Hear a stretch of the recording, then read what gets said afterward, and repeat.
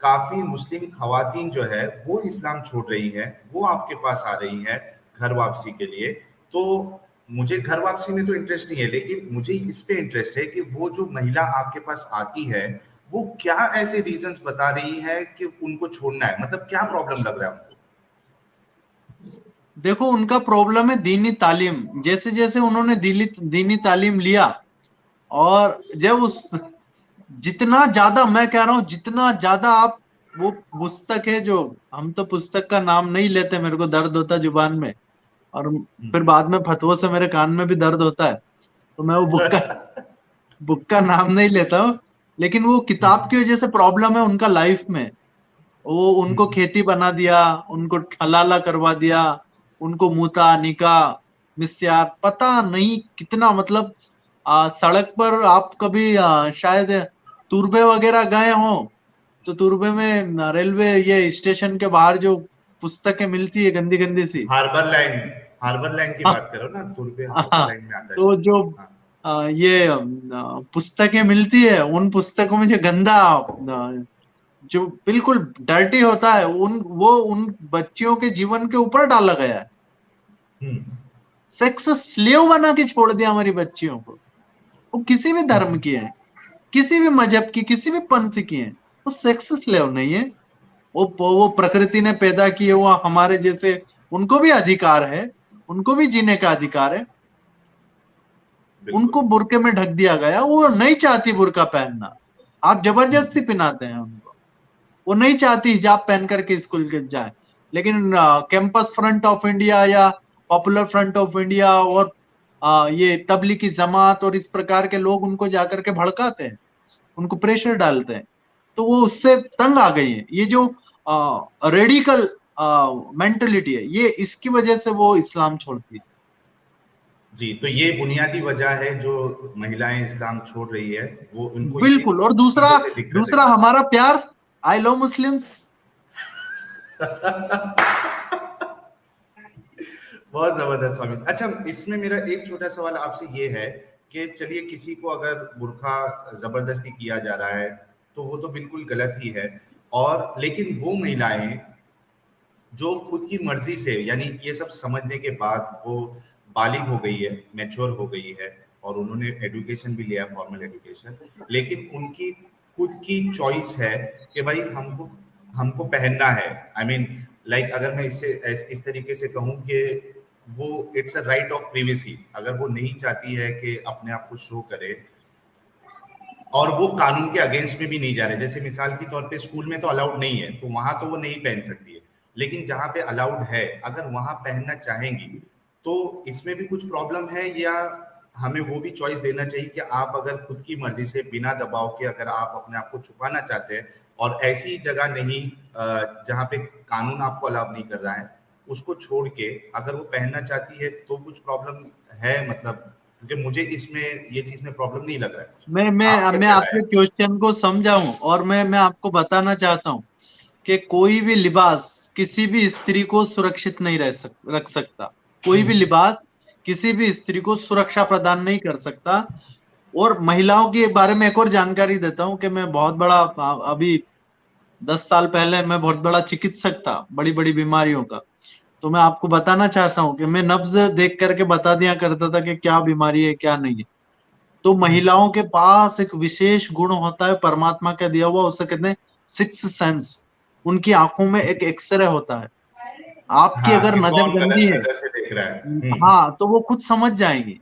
तो उनको पता है, उनको पता है कब क्या नहीं पहनना है, कब नहीं पहनना।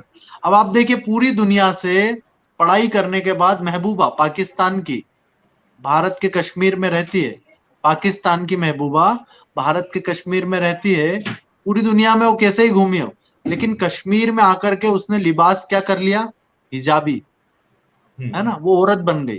पहले वुमन थी, लिबरल थी, लेकिन कश्मीर में आने के बाद क्या बन गई, औरत। औरत का मतलब क्या होता है आप खुद बताइए। जो ढकी हुई हो, सर से पैर तक ढकी हम्म। हुई हो, वो औरत होती है। वुमन होती है, महिला होती है, नारी होती है। ये हमारे यहाँ पर वो औरत बन गई। क्यों बन गई?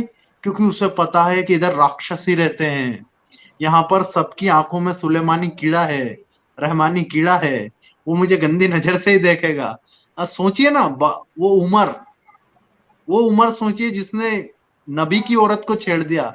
नबी को बेचारे को वो बोटी हमने खाते डिस्कशन भी खाते, किया है। बोटी बोटी खाते खाते आयत उतारनी पड़ी, या अल्लाह आयत आए, और आयत आई। हम्म।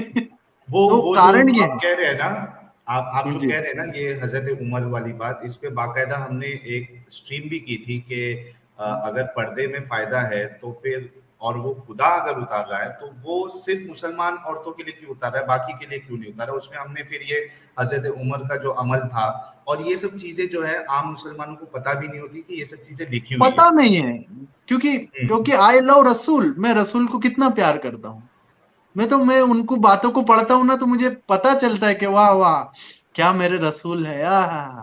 आशिक रसूल बन जाता हूँ मैं जब जब उनको सुनता हूँ। वाह वाह वाह, ऐसा भी हुआ था, ऐसा भी व्यक्ति धरती पे आया था, क्या बात। या मोला, क्या बात है, क्या रसूल था। ऐसे रसूल ना आएंगे, ना भूतो ना भविष्यति रसूल थे वो।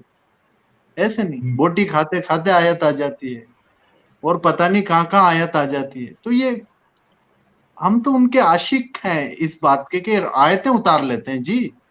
नाजिल जी, होती है आयतें, कहाँ कहाँ नाजिल हो जाती हैं। आसमानों से नाजिल होती है। हाँ, कभी पत्थरों पे चढ़ते वहां आ जाएगी, कभी कहाँ आएगी, कभी कहाँ। ये यही तो, इसीलिए मैं उनको बहुत बहुत हृदय की गहराइयों से उनको कहता हूँ हमेशा।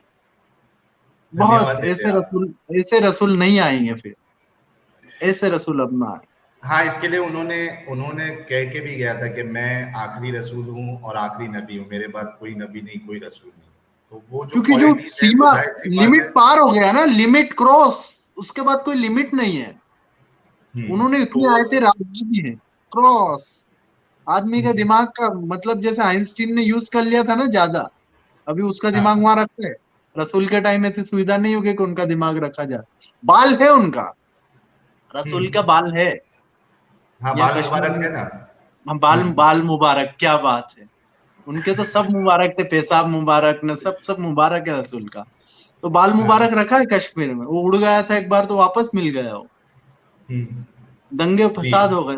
तो रसूल का तो बातें बहुत अलग है। जी, जी। बिल्कुल।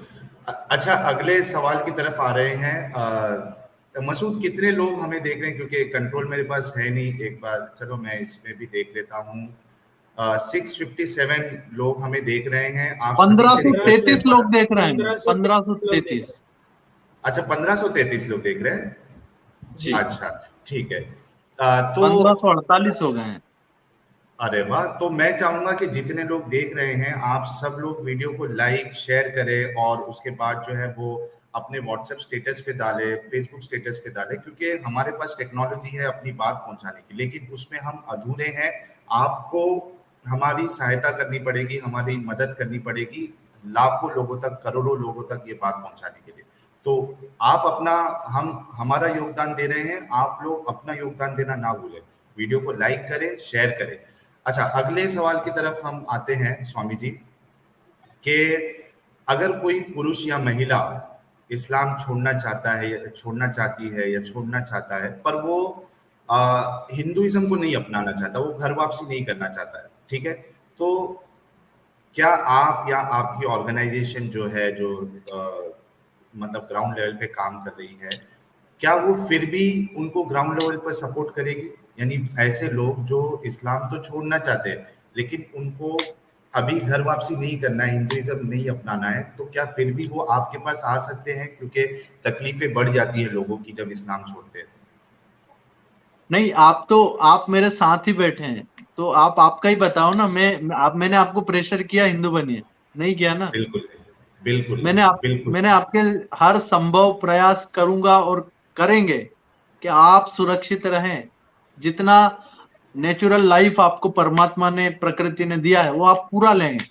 कोई अम्मी का जना और ये जो दहशतगर्द है, वो आपकी तरफ बुरी नजर नहीं डाल पाएगा।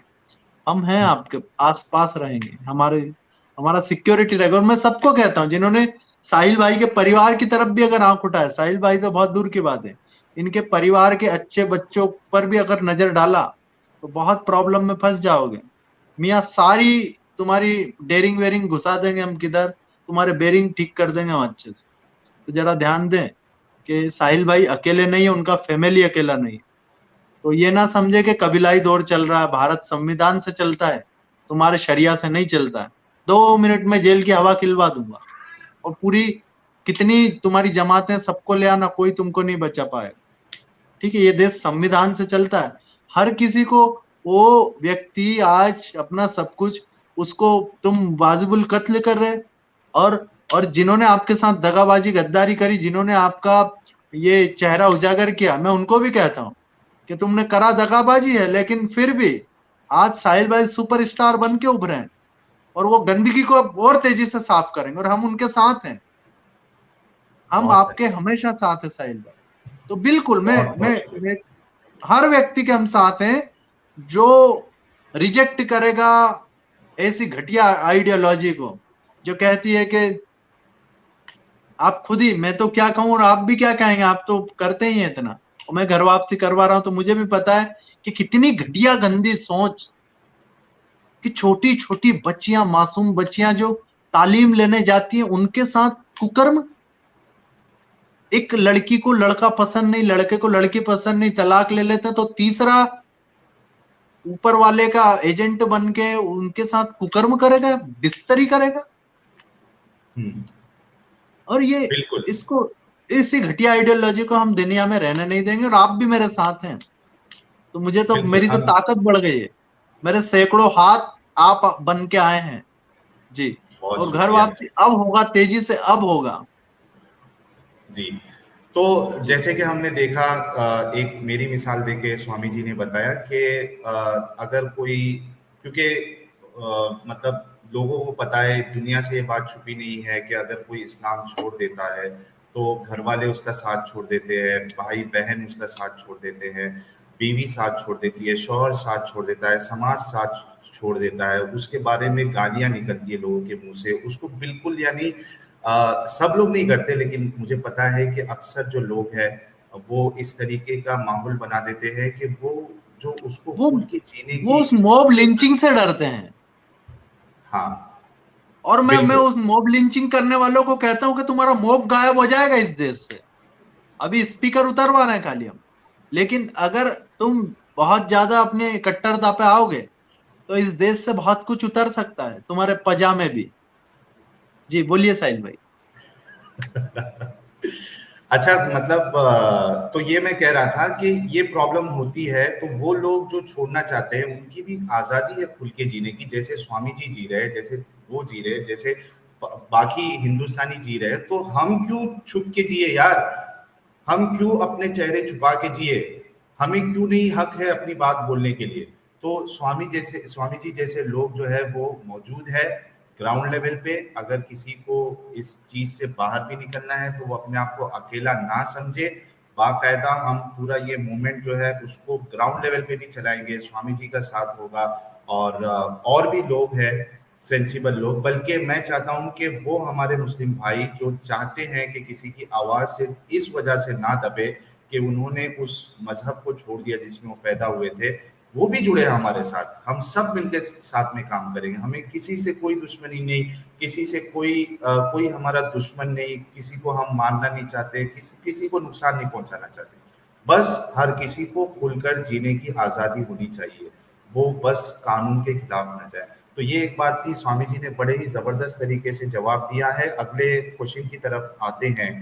अ, स्वामी जी, हमने देखा है, क्योंकि मैं भी पहले तबलीग करता था, जाकिर नायक का मैं एक बहुत बड़ा पंखा था एक ज़माने में, तो मैं भी हिंदू से बात करना, 4-5 वेदा की जो श्लोक है, भगवत गीता की जो श्लोक है, वो हम पढ़ लेते थे जितना वहाँ पे अपडेट दिया जाता था, नातस्य प्रतिमा अस्ति, और इस तरीके से कई सारे जो थोड़े बहुत जो श्लोक है या जो भी उसे कहते हैं वो हम सीख लेते थे। और क्रिश्चियनिटी से बात, अगर क्रिश्चियन से बात करना है तो हम बाइबल के कुछ हवाले सीख लेते थे। My father is greater than I of my own self can do nothing. तो इस तरीके से कुछ चीज़ें सीख के मैं भी दावत का काम करता था, मैं हिंदुओं से बात करता था ऑनलाइन, या ऑफिस में दोस्त लोग हैं उनको इस्लाम की तबलीग करता था कि इस्लाम ही एक वाहिद अच्छा रिलीजन है, अगर आप ये कबूल नहीं करते हो तो आपको हमेशा हमेशा के लिए जहन्नम मिलेगी, आप जलोगे। तो हमने ये ग्राउंड लेवल पे देखा है, और मैं कई ऐसे सारे लोगों को जानता हूँ, हिंदुओं को, जो मुसलमान बने हैं, आज भी है, और हमसे, जब मैं मुसलमान था, हमसे ज्यादा वो लोग फॉलो करते हैं। तो उसमें एक चीज जो मेरा एक्सपीरियंस वो ये है कि मेजर प्रॉब्लम जो लोग इस्लाम कबूल करते हैं वो जातिवाद या जो भेदभाव होता है उसकी वजह से करते हैं। तो आपका जातिवाद पर क्या राय है, और आप हिंदूज को या जो अपर कास्ट अपने आप को नीची जाति वालों से बढ़कर समझते हैं, उनका शोषण करते हैं, आप उन सबको क्या मैसेज देना चाहेंगे? सबसे पहले तो जातिवाद के बारे में आपकी क्या राय, और फिर आप लोगों को क्या मैसेज देना चाहेंगे? क्योंकि कई सारे लोग जो है वो हिंदुइज्म इसलिए छोड़ते हैं क्योंकि कहीं ना कहीं वो समझते हैं कि हमारे साथ भेदभाव हो रहा है। देखिए, भेदभाव का बहुत बड़ा कारण है डिस्क्रिमिनेशन की जो मदर है, वो डिस्क्रिमिनेशन का माँ है भय और डर। पुत्रेष्णा। भय, पुत्रेष्णा और लालच। ये उनको उनको मन में भय रहता है कि मेरे बाद मेरी पीढ़ी का क्या होगा। तो ये पूरी दुनिया में आप देखिए ना, राजनीति में आप देखिए ना, ये जो डायरेक्टर होते हैं, एक्टर होते हैं, ये फिल्म इंडस्ट्री हमारा यहाँ पर, मैं कई बच्चों को भेजता हूँ, वो बहुत अच्छे दिखते हैं हीरो हीरोइन के बच्चे से, लेकिन उनको फिल्म में हीरो नहीं बनाया जाता। तो डिस्क्रिमिनेशन का बहुत बड़ा कारण ये नेपोटिज्म है, बहुत बड़ा कारण नेपोटिज्म, या मेन कारण ही नेपोटिज्म। तो ऐसे ही जातिवाद का कारण भी नेपोटिज्म, वंशवाद। वो चाहते हैं कि हमारी औलाद इस पर। और अब तो आपने वो फिल्म देखा होगा ऋतिक रोशन का, राजा का बेटा राजा नहीं बनेगा। अब तो इस देश में राजा ही नहीं बनेगा। लोकतंत्र है, लोकतंत्र है यहाँ पर, जनतंत्र है यहाँ पर, डेमोक्रेसी है यहाँ पर, कोई भी। और इसलिए जातिवाद को तो हम देखते ही नहीं है, और अगर कहीं किसी किताब में लिखा है तो उस पन्ने को मैं फाड़ दूंगा। ओ हो, एक बार रिपीट करिए स्वामी जी। जातिवाद को हम नहीं मानते, और जातिवाद अगर किसी भी पन्ने पर लिखा है, किसी भी किताब के, किसी भी ग्रंथ के, तो वो पन्ना हम फाड़ देंगे और अरे अरे संपूर्ण अरे विश्व अरे। को मानवता में लेकर के आएंगे जी। तो ये तो जितने लोग जो प्रोपागेंडा करते हैं जातिवाद के नाम पे, तो आपने तो पूरा मतलब ढहा दिया वो आर्ग्यूमेंट ही। क्या लेके आएंगे फिर आपके पास? नहीं, देखिए, मैं जातिवाद का इतना बड़ा विरोधी हूं। परमात्मा ने अगर जातियां बनाई है तो परमात्मा यहाँ पर सिंग लगा देता। परमात्मा क्या नहीं कर सकता? जो परमात्मा आपकी नाक के अंदर धूल के कण ना चले जाएं, गंदे कीटाणु ना चले जाएं, इसके लिए वो बाल लगा देता है। जो परमात्मा आपके लीवर के अंदर, किडनी के अंदर 1 लाख झिल्लियां लगा देता है, जो परमात्मा आपके हार्ट में आर्टरीज लगा देता है, प्रकृति, वो अगर उसे अलग बनाना होता तो कुछ भी कर देता। भेड़ बकरी ये जातियां हैं, भेड़ अलग जाती है, बकरी अलग जाती है। जी। तो क्या इंसानों में नहीं है? अगर एक जाति का व्यक्ति दूसरे जाति की लड़की से शादी करे तो क्या बच्चे की जगह क्या गधा निकलता है, अलग जानवर पैदा होता है? नहीं ना, होता तो इंसान ही है ना। थर्ड हम्म। जेंडर में से एक ही कुछ पैदा होता है, नहीं पुरुष, लड़की या हिजड़ा, तीनों में से एक ही पैदा होगा ना, और तो कुछ नहीं पैदा होगा। तो जी। परमात्मा ने कोई जातियां नहीं बनाई है। और मैं फिर कहता हूं कि हम इस राष्ट्र के अंदर जातिवादियों को और जातिवाद फैलाने वालों को ऐसा दंड देंगे, ऐसा दंड देंगे। अभी हम थोड़ा दूसरी बीमारी से लड़ रहे हैं, वो बीमारी नष्ट हुई तो बेटा नंबर तुम चाहिए, अगला नंबर तुम्हारा है। जातिवादियों, भेड़ियों, राक्षसों। बिल्कुल। यार, दिल जीत लिया आपने स्वामी जी, और कई लोगों का दिल जीत लिया जो आपके दुश्मन है या आपको बुरा भला समझते हैं, उनका भी उम्मीद है कि दिल जीत लिया होगा आपने, ये बात। मैं किसी का पर्सनली दुश्मन नहीं, ना मैं किसी का पर्सनली हेटर हूं। लेकिन आप देखिए, अमेरिका के अंदर अमेरिका का नेशनल एंथम है, कोई अगर नहीं गाएगा तो अमेरिका क्या करेगा? पहली फुर्सत में आप बताइए क्या करेगा? डिपोर्ट कर देगा, लात देकर भगा देगा। लेकिन जब यही बात भारत में अगर मैं कह दूं, स्वामी जितेंद्रानंद सरस्वती कह दे कि भाई अभी हम नरेंद्र मोदी का जी का पिक्चर आया, हम यहीं पर देख रहे थे अंधेरी में, और हमने स्पेशल उसका वो करवाया था, उसमें 2 मुंब्रा के और भिंडी बाजार के लोग बैठे वहां पर, और वो खड़े नहीं हो रहे हैं नेशनल एंथम पे। बताओ अब उनके साथ क्या करा जाए? हम्म, अमेरिका सबसे पहले डिपोर्ट कर देता, भगा देता है, जेल में डाल देगा, 700 800 1000 साल की सजा देता है, 4 5 बार फांसी पे लटका देते हैं, ऐसी सजाएं हैं वहां पर। लेकिन भारत में मात्र अगर स्वामी जितेंद्रानंद सरस्वती ये कह दे कि इन्हें देशद्रोही है, तो बोले ये तो भगवा आतंकवादी है, भगवा आतंकवादी है। भैया भगवा कलर है, एक विचारधारा है, इसका आतंक से कोई लेना देना ही नहीं। अगर भगवा आतंक होता ना, तो इनकी अम्मी अफजल जन्म देती कि आप मुझे बता, अफजल गुरु इस देश में आ जाता क्या? कोई हम्म, दाऊद इब्राहिम कासकर यहाँ पर मस्जिद बंदर में काम कर लेता क्या? आप मुझे बताइए। हम्म, बिल्कुल। तो तो ये क्लियर है। हाँ, तो असल में मुझे अमेरिका का कानून का ये आइडिया नहीं है, लेकिन मैं इतना कह सकता हूँ कि जिस देश में हम रह रहे हैं और वो देश का हमें सगा, यानी वो देश को अपनी मातृभूमि या उस देश से मोहब्बत ये वाकई में इंसान के साथ होनी चाहिए। अपने रिलीजन की वजह से जो असल मोहब्बत है वो अगर आप नीचे दिखाओगे तो आप खुद फैसला कर लो कि आप देश के कितने यानी देश के कितने हो या आप देश से गद्दारी कर रहे हो, आप खुद तय कर लो। अपने दिल में सोचो इस चीज को कि आपने साहिल किसको भाई ऊपर रखा। मैंने सिर्फ एक उदाहरण के लिए, एग्जाम्पल के लिए बताया, मान लो कानून नहीं भी है अमेरिका में या भारत में, तो क्या नेशनल एंथम पे खड़े नहीं होगे? कानून की क्या होना आवश्यकता है चाहिए। यार? नहीं, एग्जैक्टली मैं यही कहना चाह रहा हूँ कानून कि की ये हर चीज में दिल में कानून की इंसान के होना आवश्यकता होगी चाहिए। क्या? बिल्कुल नहीं। किसी की बिल्कुल। पत्नी को किसी के पति ने मान लो नहीं रिश्ता जम रहा, उनको तलाक लेना है, तो इसमें दीनी किताब कहां से बीच में आ गई? आप मुझे हम्म, बताइए, सही बात है आपकी। कहां से बीच में आ गई दीनी किताब? दोनों का नहीं जम रहा है। और अगर मान लो फिर जम गया, उनको प्यार हो गया, चलो अभी अभी पति पत्नी का प्रोसेस झगड़ा से है, जाना थोड़ी देर में, पड़ेगा। हाँ, तो वो प्रोसेस क्या है? चाशनी चखेगा कोई और, यही लिखा ना? क्या लिखा हदीस में? क्या लिखा है? जब जब तक तक चख उसकी ना ले। मिठास की चाशनी कोई चख ना ले। मिठास मतलब उसके साथ सेक्सुअल रिलेशनशिप ना बना ले, ये लिखा है। हम्म, ये सही क्या बात। चाशनी है? वो माँ की आबरू चाशनी है, माँ की अस्मत चाशनी है। ये क्या मेंटलिटी, क्या आइडियोलॉजी है, क्या क्या हिपोक्रेसी कहूंगा इसको मैं। सही बात है आपकी। स्वामी जी, अगले सवाल की तरफ हम जाते हैं। अ, बड़ा ही शानदार आपने जवाब दिया है। अगला सवाल आपसे ये है कि जो शाकाहार या मांसाहार खाना होता है उस पे आपकी क्या राय है? और ये सवाल पूछने का मैं रीजन आपको बता देता हूँ, क्योंकि कई लोगों को लगेगा यार ये अचानक ये सवाल क्यों आ रहा है इधर। उसका रीजन ये है कि हम सब जानते हैं, यानी कई सारे लोग जानते हैं कि हिंदूज में भी कई सारे लोग हैं जो मांसाहार भी खाते हैं। जैसे महाराष्ट्र के अगर आप हिंदूज देखें तो उसमें कई सारे लोग हैं जो नॉनवेज खाते हैं।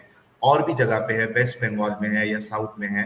और बहुत सारे इलाके ऐसे भी है जहाँ बिल्कुल नहीं खाया जाता है। यहाँ पे जो लोग खाते हैं उसमें दिन फिक्स होते हैं कि वेडनेसडे नहीं खाते हैं या किसी का ट्यूसडे नहीं खाना है। तो आपकी इसमें क्या राय है? क्योंकि मेरे हिसाब से अगर देखा जाए तो जो वेज या नॉन वेज है ये चॉइस ऑफ फूड है।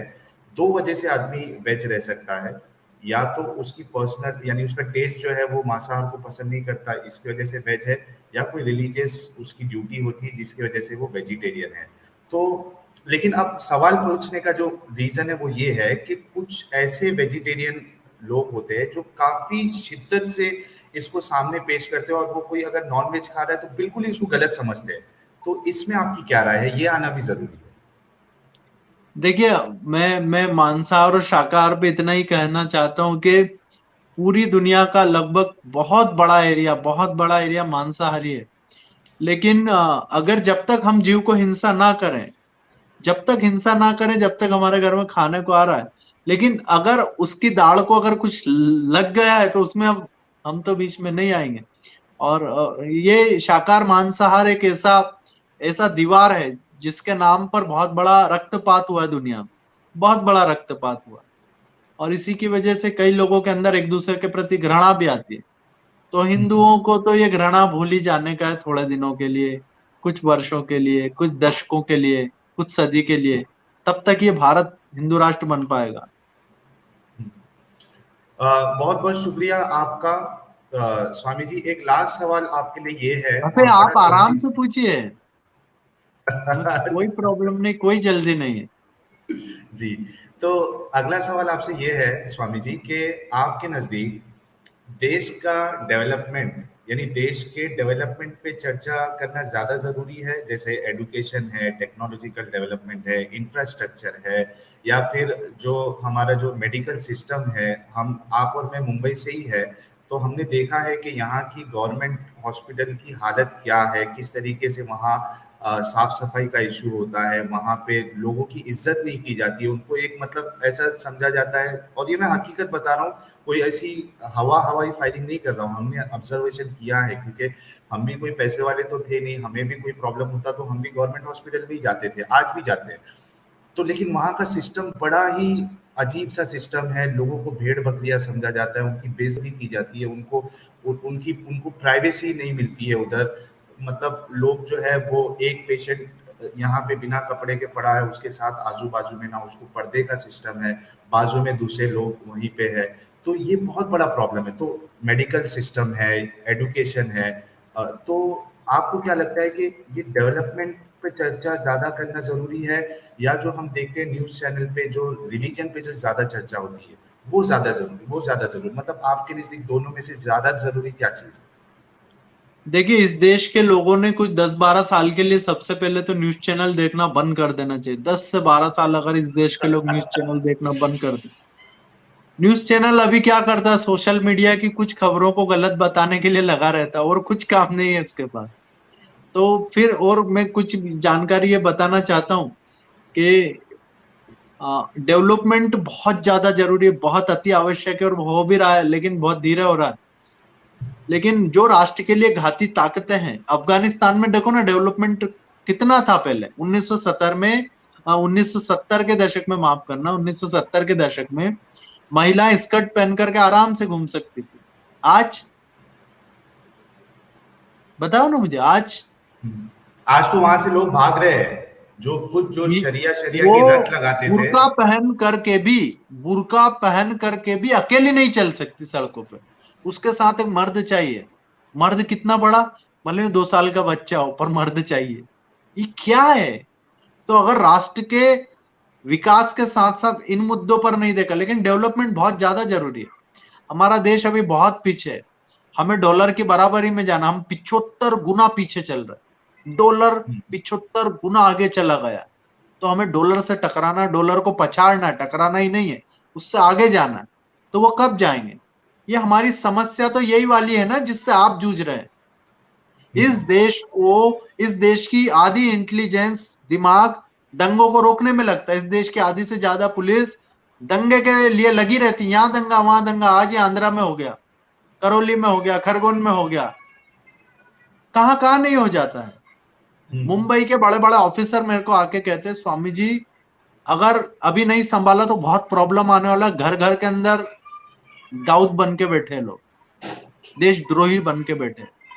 और आदमी के दिमाग के अंदर जो डाला गया है कचरा, वो बहुत डेंजर है। उसे आप साफ कर रहे हैं साहिल भाई, आप एक बहुत बड़ा वैक्यूम क्लीनर का काम कर रहे हैं। आप वैचारिक वैचारिक सफाई कर रहे हैं जो गंदगी फैल गई थी उसका। तो आपका बहुत हृदय की गहराइयों से आभार है। और डेवलपमेंट पे ही चर्चा होनी चाहिए युवाओं के बीच, लेकिन इस देश के लोगों को भटकाया जा रहा है। आपको पता है ना, 15,000 करोड़ रुपए तो वो जॉर्ज सोरस ने डाले इस देश में दंगे के लिए। कितने कितने डाले? 15,000। 15,000 करोड़। हाँ, वही 15,000 करोड़ रुपए। हाँ, दंगा फैलाने के लिए। और वो इनके माध्यम से ही आए हैं, जो लोग आपको धमकियां देते हैं। जी।